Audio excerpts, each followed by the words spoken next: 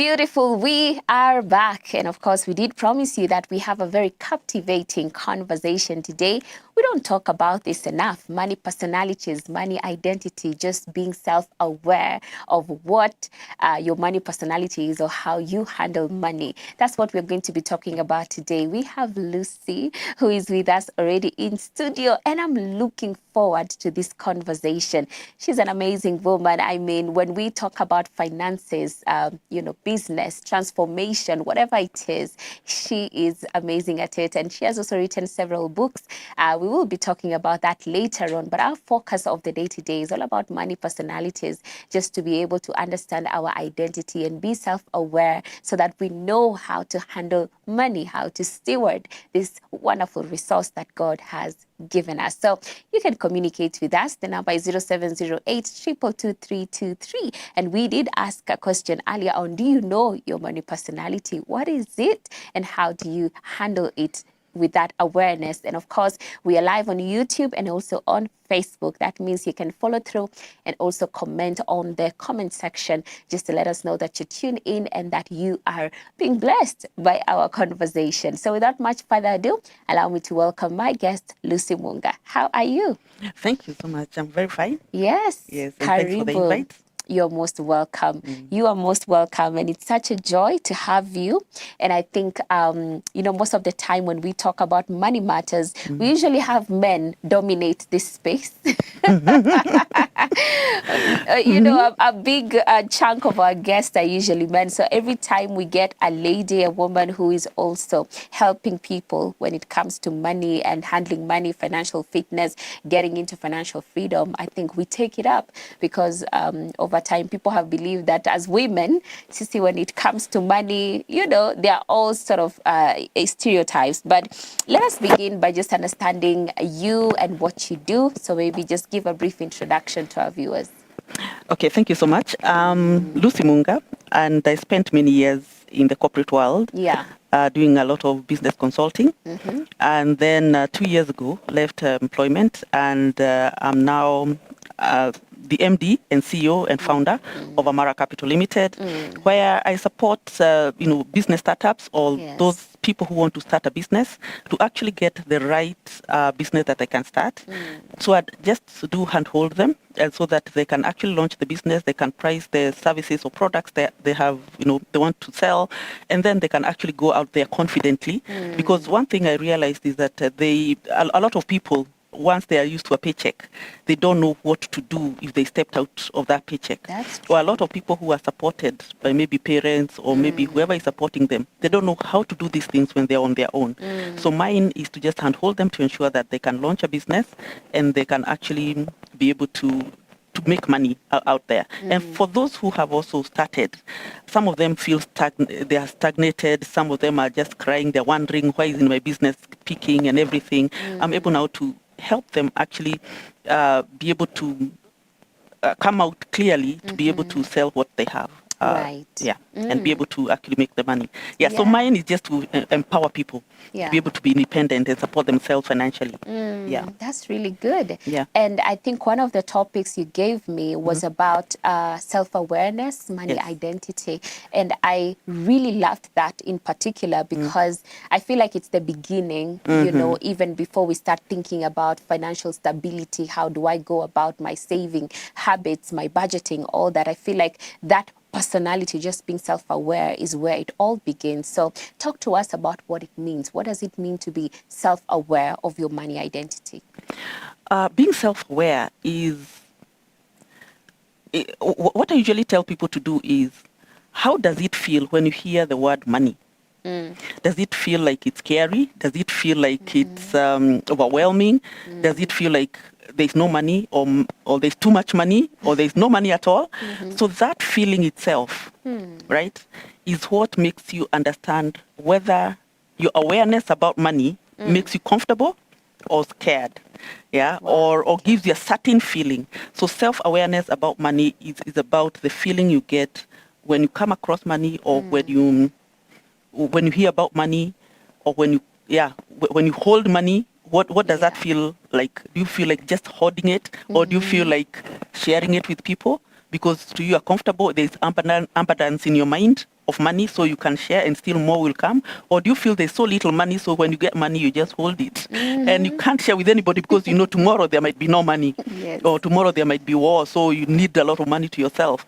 And all that actually starts when, from your upbringing.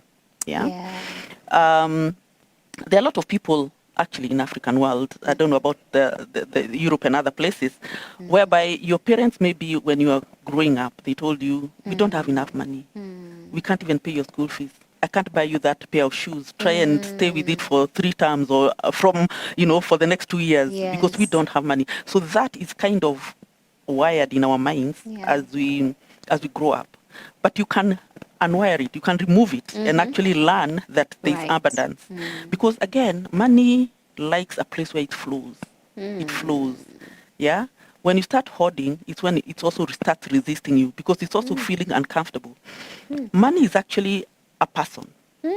Oh, wow. Yes, it has a personality. It has a personality. Yes. And the more you are aware about how you feel about this personality called money, the more you will either flourish or just remain at the bottom or never even make it. Yeah. That's an interesting perspective. And I think I want us to go deeper into that. So can we say that money is more psychological than it's mathematical, for lack of a better word? Very true. Yeah. Because mathematical is where you calculate your money. You have your budget, you have the numbers. Yes. That is all mathematical. Yeah. And 80% of people know how to calculate their money. That's true. But is 80% of people millionaires? No. Nope. It's because it's all in our psychology. Yeah.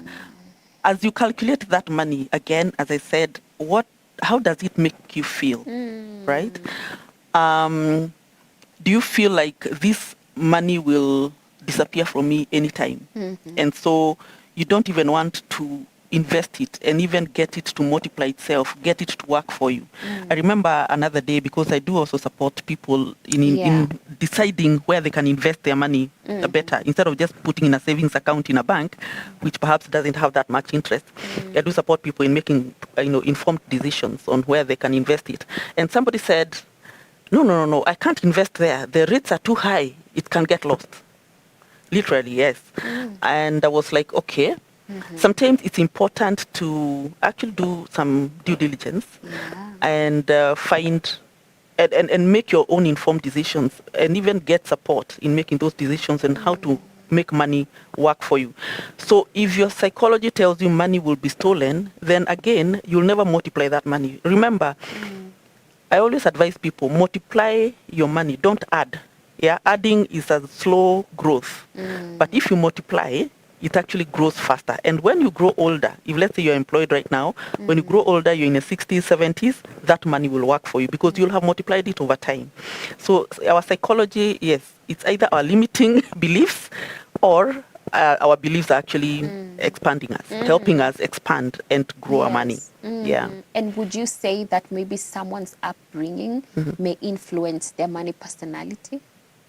Yes, because a lot of people they were brought up with the notion that there isn't enough money, or true. We don't have enough, or you can't even. You've even seen some parents saying, just put a little food so that you can live for the others.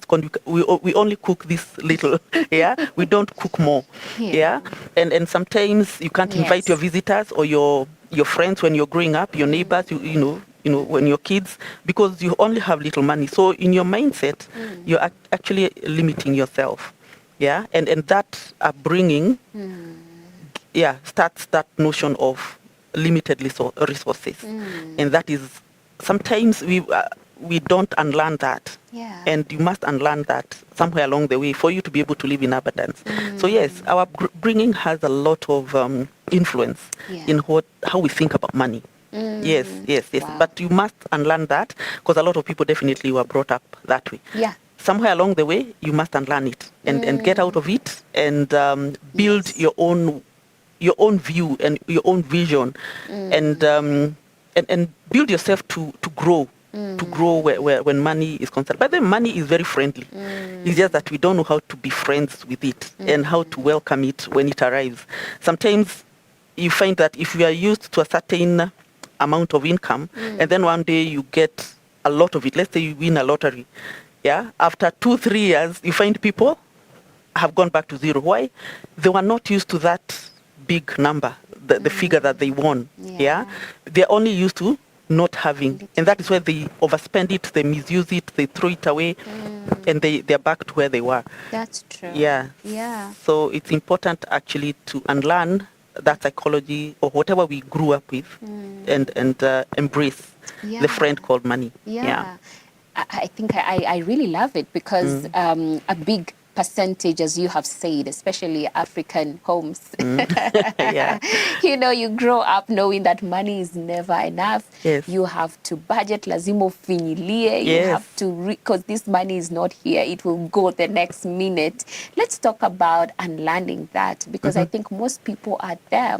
Their money personality is basically due to how they grew up and the influence they had, you know, from their parents or even just from the people around them. So how do they unlearn and also learn to bring the balance so that I'm not looking at money as something that, okay, it's not scarce, so I'm just using it haphazardly without thinking clearly about the future. So how do we unlearn and also strike that balance as well?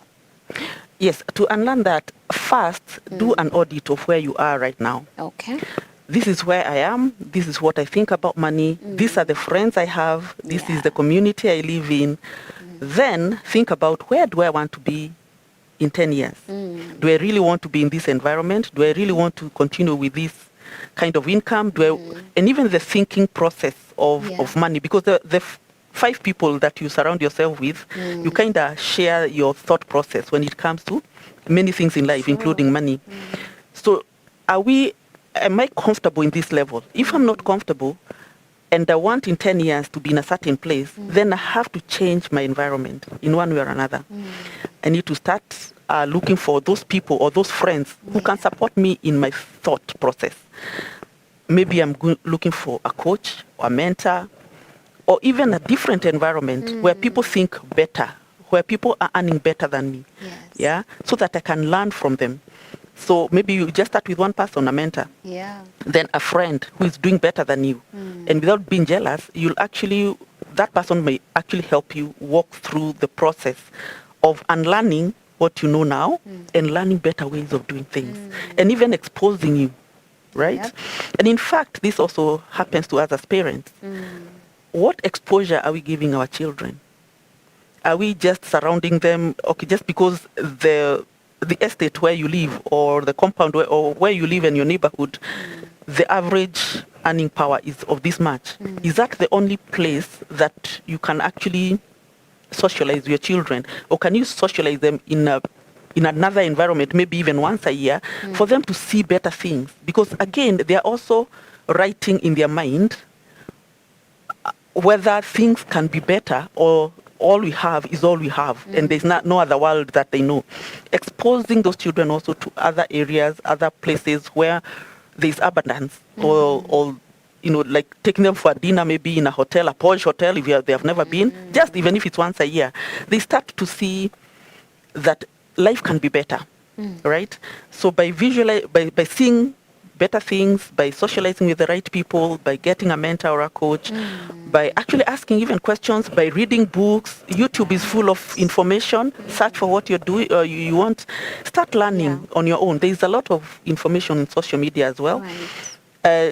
Use your gadget to help you, not just to scroll and watch things that actually are not helping you. Use that smartphone to actually learn and even unlearn. YouTube has a lot of education in there as well. So you don't have to actually spend money to start moving to the next level. You can just research. There is a lot of information online. I think that is a starting point, and then you can move on.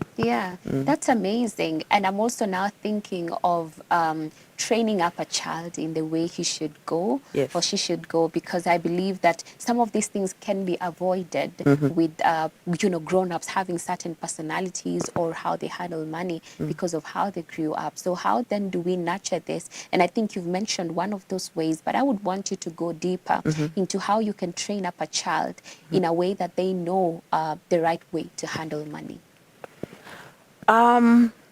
There's something I've actually tested myself with my own children, Yes. and I think it works. Number one is to agree on a few things that they can be paid for, Okay. right? If let's say you have a 5-year-old and they have, or let's say a 4-year-old who doesn't know how to tie their shoe, or, they don't know how to maybe wash utensils. You have put a stool there so that they can wash utensils, and then you reward them. And then help them to actually save this money in a certain way. Yeah, they can save it in, they can have maybe some 3 jars. One is for savings, the other one is for investments, and the other one is for using. They can actually buy a lollipop. So they know how to actually buy something. And for investment, they can actually invest on something. For saving, yes, they can save it in a savings account. So one thing I've tested with my daughter, my last born daughter, is to write this book. She wrote this book, which is Maina, a Talented African Village Boy, when she was 12 years old. That was during COVID time. She's now 17. And every coin that comes from this book actually goes to her money market fund. Oh. And from that, she has started saying, money multiplies, for sure. So what can I do with investments as a career? She's now in Form 4. And I've told her, there's some various options as we discussed. So right now we are discussing various careers, and she's thinking about investments. So we are still where that word fits. We'll fit it in, and she'll actually be able to find a career. And it's because at 12 years old, she was able now to write this little story instead of just sitting in the house in the year 2020. And and now she's growing. And now her mind is focused. Yeah, the other one actually does art during COVID, of course, started with art. And now she runs Artpreneur Academy and makes money for herself, pays her rent. So so how you do this with children is, one, being an example. Two is listening to what they are thinking about and model that and direct that energy to productive energy. Because sometimes as parents, we tend to fight our children when we find them, they're being, their energy is going the wrong direction. Yes. We are supposed to actually actively direct the energy to what they like to do, right? When my firstborn was talking about being an artist, for me, I didn't know any artist who makes money, right? But I was like, okay, this girl, since she was 3 years old, all the walls were drawn and everything. All her punishments in school is because she was writing on books and she was drawing her mathematics books. The covers were full of drawings. I knew art was going somewhere, but I didn't know much about how it can make money. So today she makes the money with it. So just helping that child, mold that child, and divert that energy the right direction, slowly by slowly. It doesn't come fast, because sometimes they resist, sometimes they fight back. It's just being friendly with your children and being able to, and also you being an example, because sometimes we think what we tell children is not exactly what they do. It's what we as parents are doing, they copy in a way. By seeing me actually doing some business, actually also even them, they decided, okay, I can also do something that can make me money. Yeah, so that's the way actually I would respond to your question. How to mold that child. You've done it well. And even now letting the people know from your own experience and the fruit of it, I think it is very much worth it. And now maybe for someone who is watching and asking themselves, I'm listening to this, but I don't really know how to know my money personality, and not just knowing, but what should I do about it? And I think you've partly mentioned it, but talk about that to someone who is watching and maybe just wondering, how do I really figure out what my money personalities is? What are those personalities to start with? Talk about that. Okay. I can only talk about 2 different types of money personalities. Yeah. One is the abundance mindset. Whereby when you see money, you embrace it. When you see money, you even think about how you can multiply it. When you see money, you're not you don't get excited and start misusing it. You just welcome it slowly. You're friendly. You can even talk to it, and you can even multiply it. And even start investing in various places. And you're calm and collected. You don't get startled. The other type of money personality is a scarcity mindset, right? Whereby you think there's no money. In fact, like for this year, for last year, and as we approach elections here in Kenya, people are saying now money is starting to get scarce, so they're not buying this or the other, they're not investing, they're not even, purchasing some things, they're canceling, some things they used to do, which is not a bad thing, because sometimes you may want to scale down when you realize that, yes, you need to do some savings. And of course, that is the best way. That is stewardship. That is the best way to steward your money, to just be able to allocate it where it belongs and cut down on some expenses. But having a scarcity mindset is, let me describe that person who has a scarcity mindset. Sometimes you find, like in Kenya, you find somebody has a lot of money, has a lot of income, but it hoards the money, does not even help anybody, does not even invest on themselves, right? Even the way they eat, the diet, the health, the way they even dress up. I'm not saying that you go for the very expensive things. I'm just saying that if you're a certain level in the society, be and look like it. But if you hoard it too much, it's all in savings. You cannot even take care of yourself, your family, and even give. You don't even give. Because sometimes giving also tells God that you actually want more money, because God can also see how you are actually supporting other people. You can't give anybody, you can't even, help yourself. That hoarding in itself is a scarcity mindset. So sometimes when, as Amara Capital Limited, we do have, a way of, a form that will help you just do a free assessment of yourself, and you're able to see, where am I doing badly? Yeah, where am I doing okay, right? Yes. And then that free assessment does give you some a report, so that you get to know. It gives you some guidelines on what you can do next. Yeah, but just for the viewer, what is this you can do next?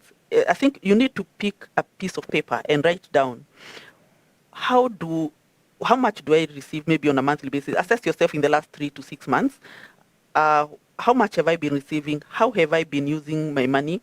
Is it actually the right way? In terms of, when I say the right way, is it something that you must invest your money in?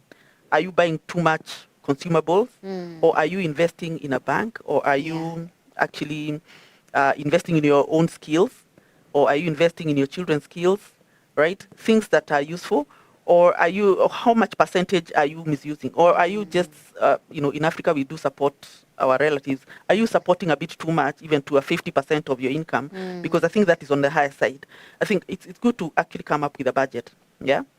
There's a 50-30-20 rule that we usually talk about, and which actually gives a basic guideline on how you can actually allocate your money without stressing yourself. So first, do an audit of yourself in the last 3 to 6 months, and how you've been using your money, and also assess your feeling. How, when you receive money, when even somebody gives you some money, do you get scared and say, no, don't give me the money? Or do you, yeah? Or if someone is actually rewarding you for doing something good. Sometimes we like to give, but we refuse to be rewarded. That's true. Yeah? And sometimes you even give a lot to church, you give a lot to your relatives. And yeah. And sometimes don't be shy to charge for your services. Again, as Africans, we give, and never ask. Nobody ever knows that you're suffering. People think you're giving because maybe you have the time, you have all this, yeah? But maybe you're suffering, you don't have an income, yeah? So what I do is actually help them even to package some of the things they're giving for free, to at least charge them, because that person is coming to you because they don't have that skill. but you have it and you're suffering. You need to move to the next level when it comes to income. So please just charge for some of those of those services. So I've actually added more than what you had asked in terms. But it's yeah, good. It's good. because we really need to understand our money personality. At what point do we give for free? At what point do we charge? At what point do we invest or support our relatives and whoever we're supporting? Yeah. So it's something we can actually guide you on. Oh, that's good. That's well elaborate. I love that. And it helps people to know that they don't have to remain stuck. They don't have to stay where they are. Yes. It's time to make the next step forward. And I think we can maybe take a short break, sip some water. When we come back, we still have more. Should you have any questions, you can send them our way. The number is 0708 222 323, or you can also drop down a comment on our YouTube or Facebook page where we are live. We'll see you shortly.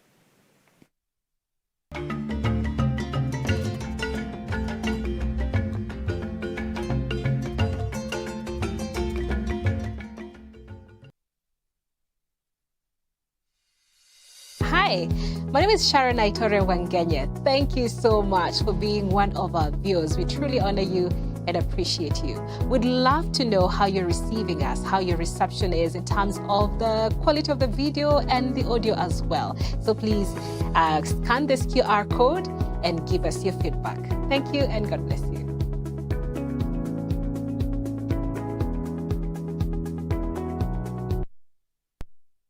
Need a breakthrough? Start with prayer. Watch and Pray with Mama Ada Adoyo isn't just another show. It's a lifeline where we pray boldly, believe truly, and carry one another in faith. Join us every Monday evening from 8 to 9 p.m. only on Hope TV.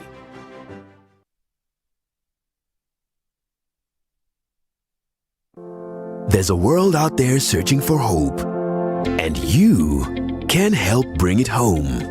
By becoming a friend of Hope, you're helping us share the love of Jesus through Hope FM and Hope TV.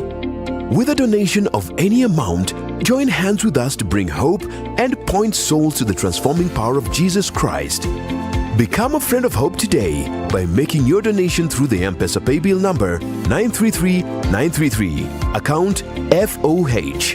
For more information on how to become a friend of Hope, call 0116-212-723 or email customerexperience@hopefm.org or visit www.hopemediakenya.org. Friends of Hope, keeping hope alive.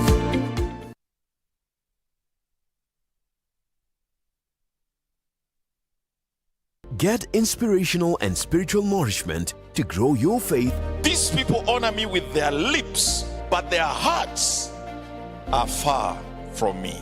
Think about the future with God and therefore prepare as you live today.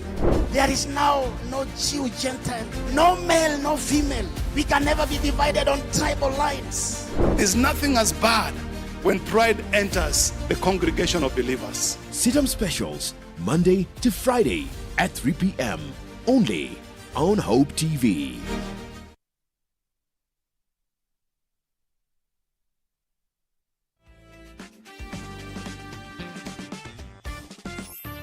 At the age of 25 is where there is also another change, because the frontal cortex, this part of the head, the maturity now of the brain happens at that time, which is responsible for intellectual abilities, decision makings, and like the executive area of the brain.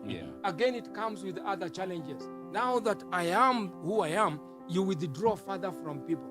Then the other stage that comes in, sometimes it can come early from the age of 35 all the way to 55. Midlife crisis. Midlife crisis. So the man is trying to catch up with the lost time. Unajua anajaribu kuingia kwa vijana because they lost the time, they don't fit. Mbona jamaa anaacha koti avae, lakini wao wamevaa kama Jibu, wao wamevaa koti. Are you trying to communicate? Are you trying to fit? So like, so like they are trying to fit, but as they move closer to this generation, now in a move away. Inasonga, ukikuja inasonga. So then the loneliness increases. increases. And in fact, it is that critical stage where, in the field of psychology, we teach the men to begin to prepare themselves for that package of retirement. Catch past episodes on our YouTube channel at Hope TV Kenya.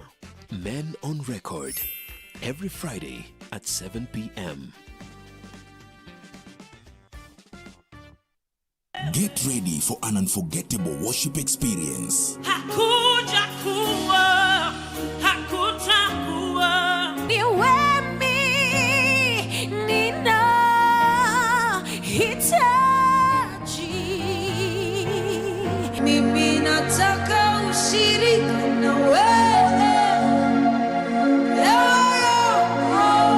Every Sunday on Ultimate Worship.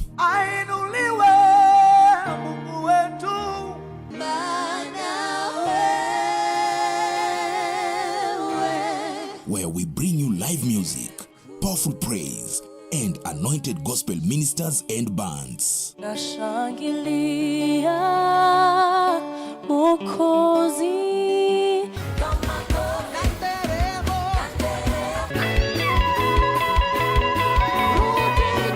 Join us every Sunday, 7 a.m. to 8 a.m. with a repeat at 6 p.m. to 7 p.m. Everywhere I go, I see you right there. It's not just music, it's worship unleashed. It's ultimate worship. You're too faithful to fail me. Only on Hope TV, where you look and live.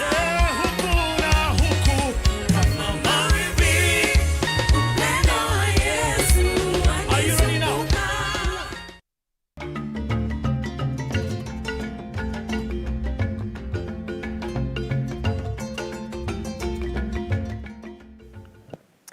We are back, and of course, we are having this very important, pertinent conversation when it comes to financial fitness. We have tackled a wide range of what it means to have certain money personalities and just the importance of that self-awareness in order to walk into financial freedom. So on this second bit of it, we're going to now be talking about shifting our mindset. And I think it's very much important, since we have also covered the fact that sometimes how we grow up can influence our money personalities, our money identity. It is important for us to now ask ourselves, how do we shift our mindset in the right direction? So Lucy, I think for me, I would want to now understand what is the importance of us being self-aware, you know, just aware of where I am. How does it help me to deal with things like debt, to deal with things like investments, budgeting, saving? How is this awareness going to influence how I manage my finances? Yes, self-awareness, extremely important. And in fact, what that means is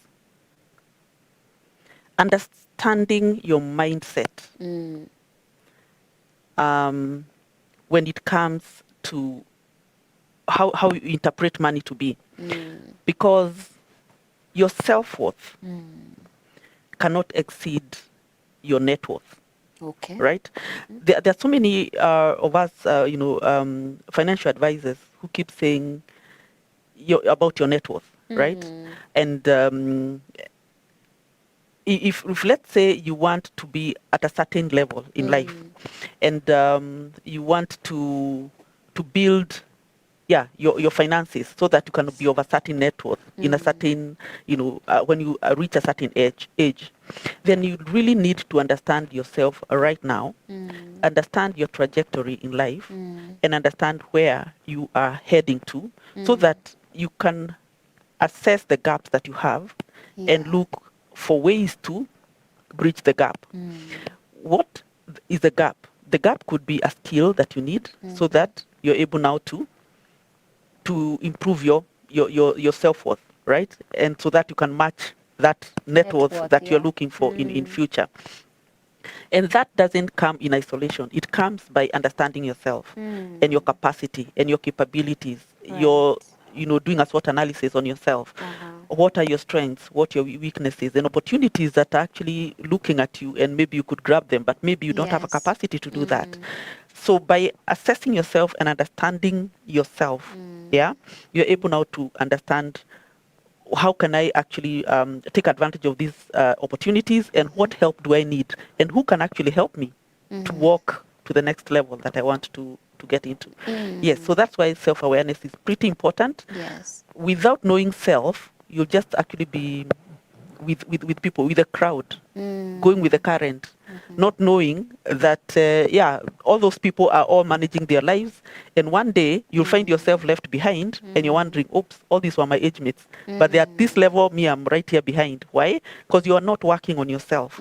They were working on themselves, and that is why they kept moving. So self-awareness is very, very important, because you need to work on yourself to be able to move to the next level where you want to go to. Yeah. And I think tied closely to that is a shift in mindset. Yes. Talk about what that means and how it contributes to financial prosperity.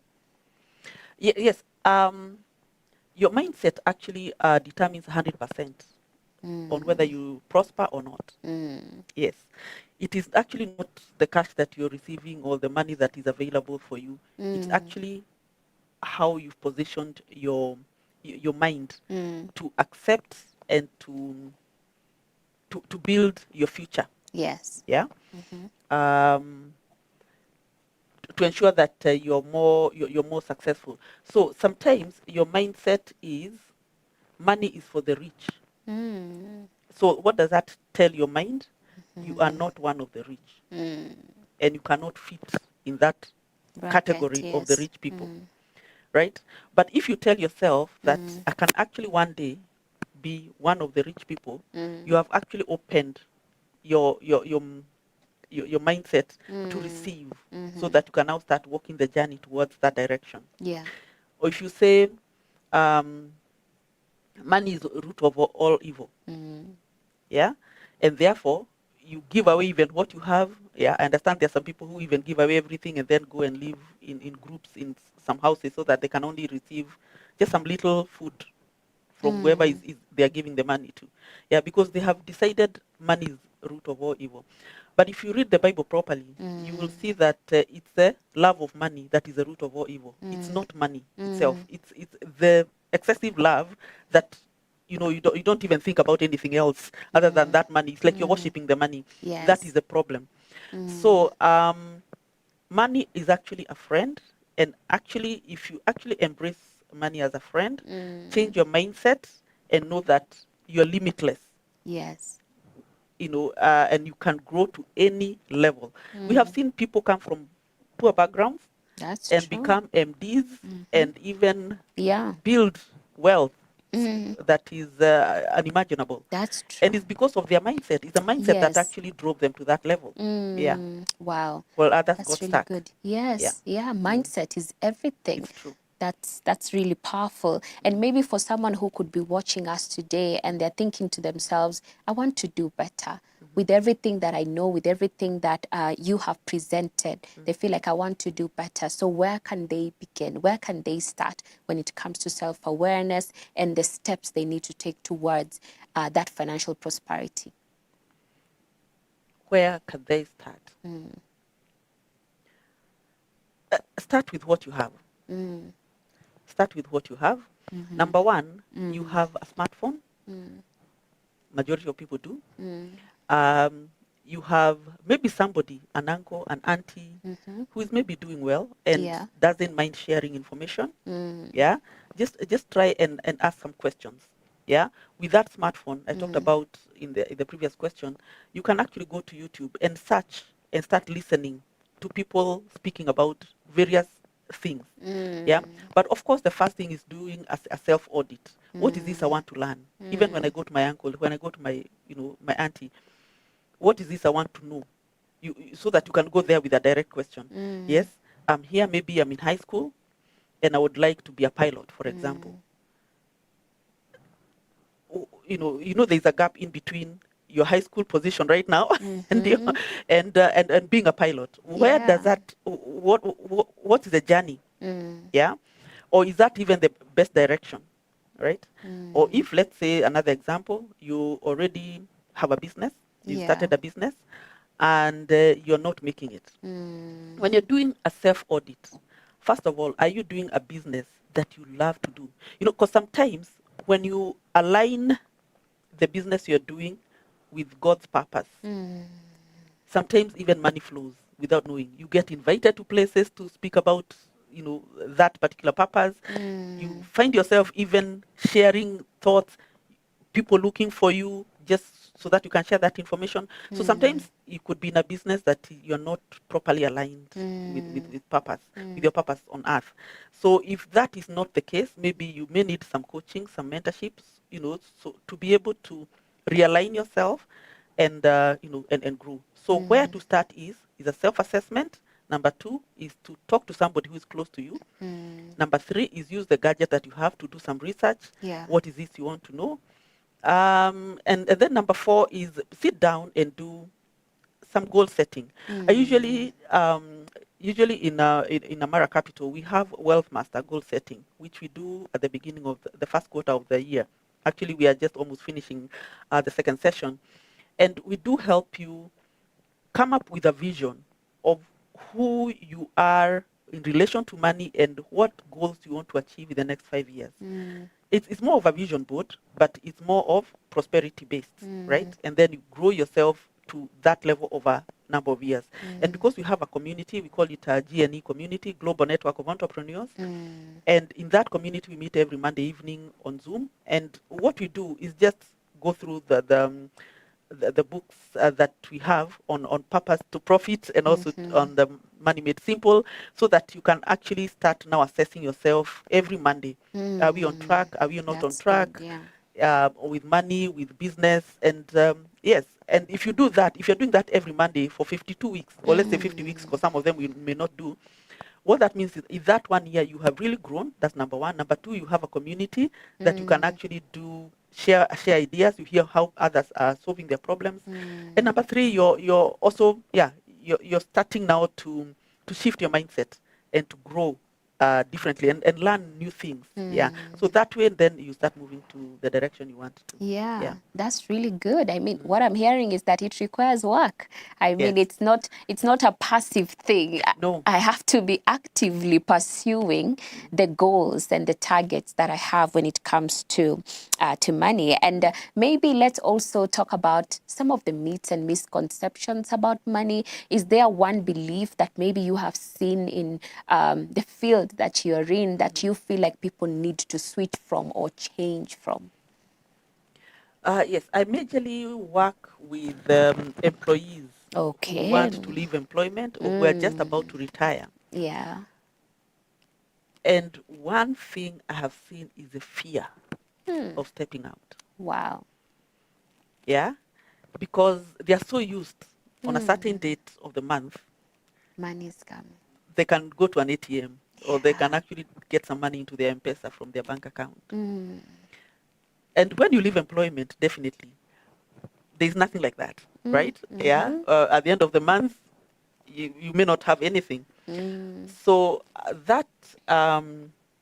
so one part is for those employees, they feel the paycheck definitely will never be there forever, but they're so scared of stepping out. So they have that misconception of scarcity of money outside employment. Yes. But I must say, since I left employment, the clarity of thoughts somehow gives you so much energy to build new things and to even get new connections and even build different types of businesses and even make more money. Wow. Right?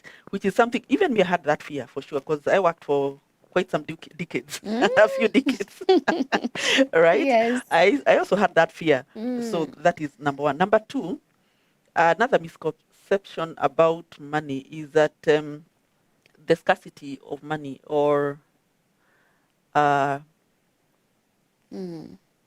money is not enough. Yeah. Most people feel that money is not enough. And that actually also brings some limitation in their mindset. Because one thing I believe is that you attract from the universe.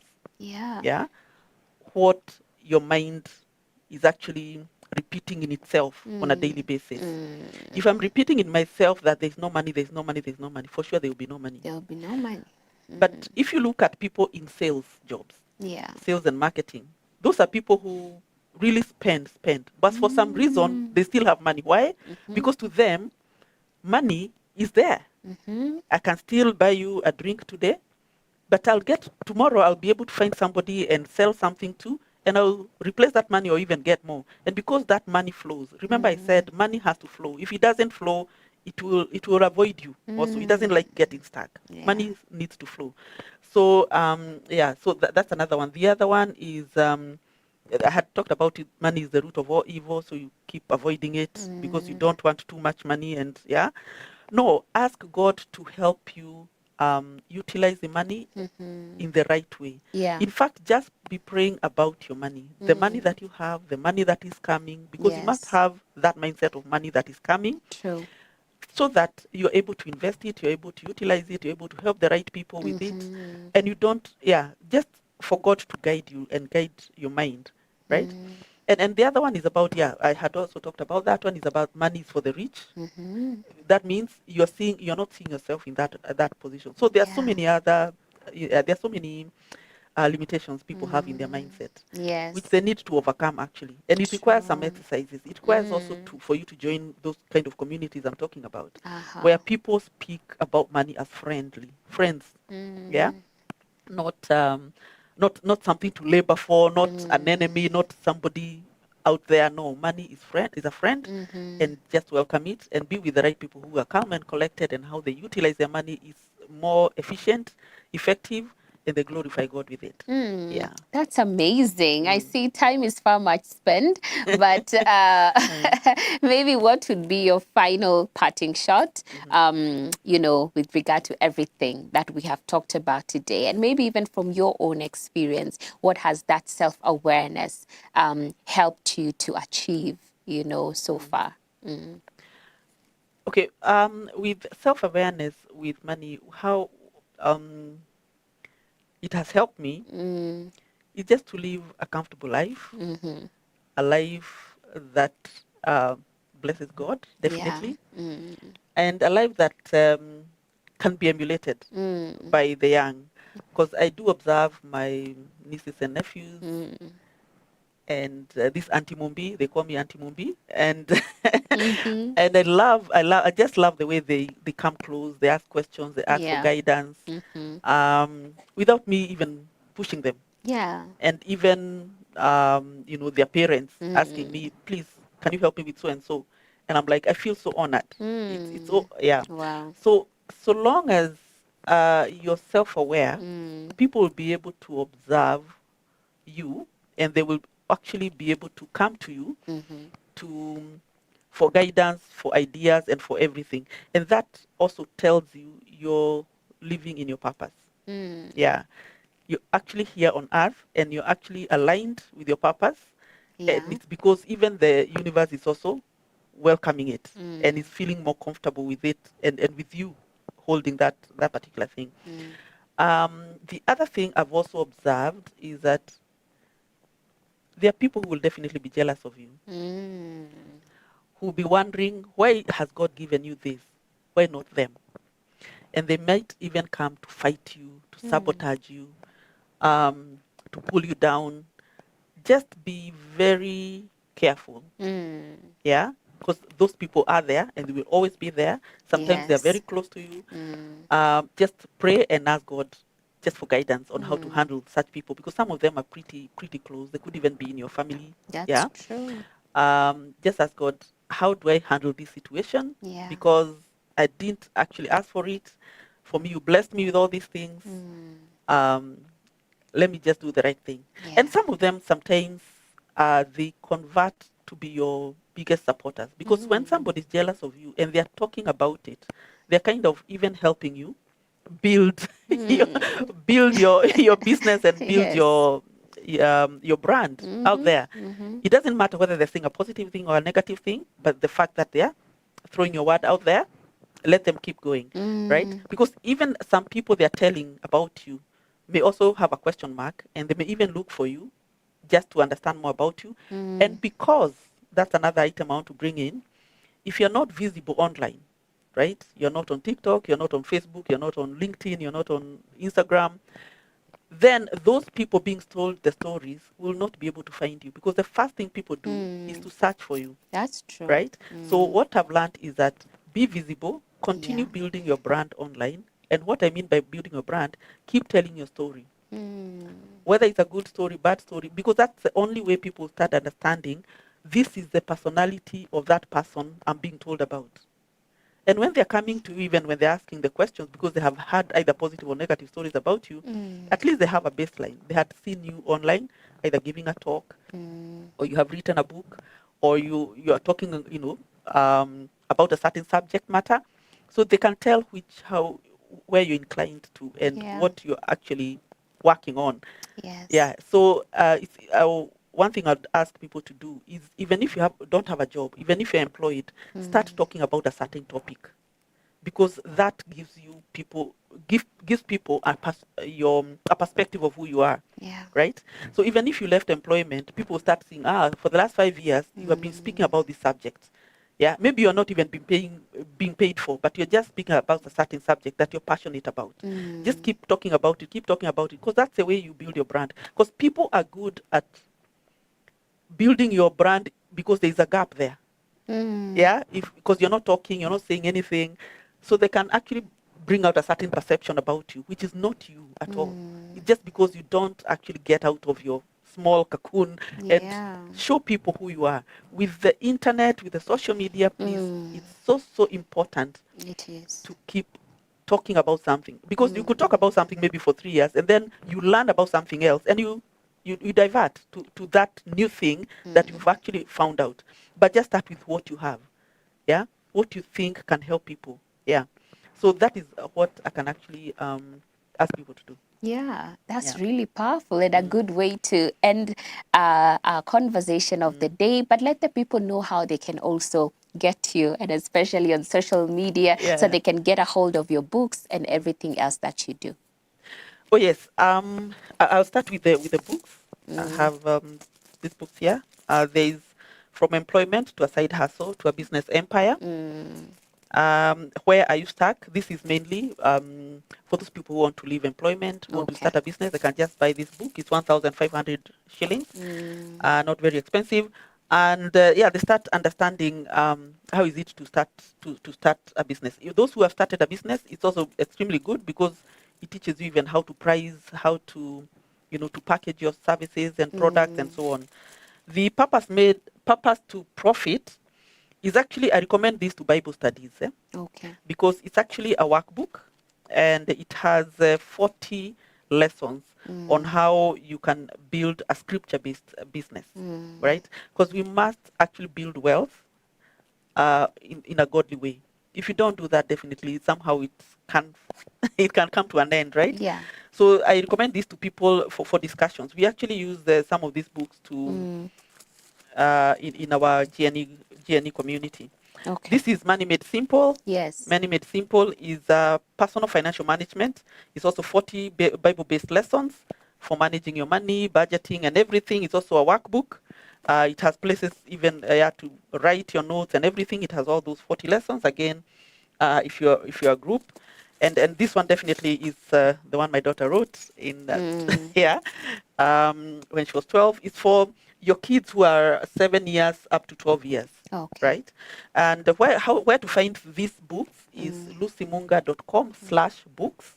Okay. lucymunga.com/books. So you'll be able to, and the book will be delivered to you. Just click the book you want, purchase it, and it will be sent to you. Otherwise, my social media handles are Lucy Munga, Lucy Munga Brands on YouTube. And also on YouTube, we have the Global Network of Entrepreneurs. So we have those two channels. And then on Facebook, I have Lucy Munga Brands. That is my page. My profile is Lucy Munga. On TikTok, I'm Lucy Munga Brands. And on Instagram, I'm Lucy Munga. On X, I am Lucy Munga. Yes, so those are the few places you can find me. For the phone number, yeah, sure. yes, we have a universal phone number that we use. That is 0718 685 580. All right. 0718 685 580. Yes. All right. Yeah. Beautiful. Thank you so much for that. I think people, if they need to connect with you, get the books, or just ask you questions, or just be part of what you do, I believe they will be able to find you there. Thank you so much, Lucy, for coming through, for honoring the invitation, and for also helping us with this very, very important topic. God bless you, and may He continue to fill your cup in terms of everything that you do. Thank you so much. I Yeah. enjoyed myself, and I look forward to more conversations. Definitely. There's a lot we can discuss on this. Oh, yes. Yeah. Oh, yes. Right. Thank you. And to our viewers, I see we just have a minute. Thank you so much for tuning in. Thank you for participating, even in terms of just getting this knowledge and wisdom and applying it in your life, in your finances. That is what we need. That is what we endeavor to do every time we bring these amazing topics to you. So I pray that this has been a good conversation, and that you've been able to draw many lessons from it. We've been live on YouTube, so that means you can share that link with a friend. Even if you missed the conversation, it is on YouTube. We are live on TikTok. We're live on Facebook. So you can go back and pick on those few nuggets that maybe you missed along the way. But that brings us to the end of the show. This has been Financial Fitness. My name is Beatrice Nudi, and I'll see you guys tomorrow on One Day at a Time. Have a good day.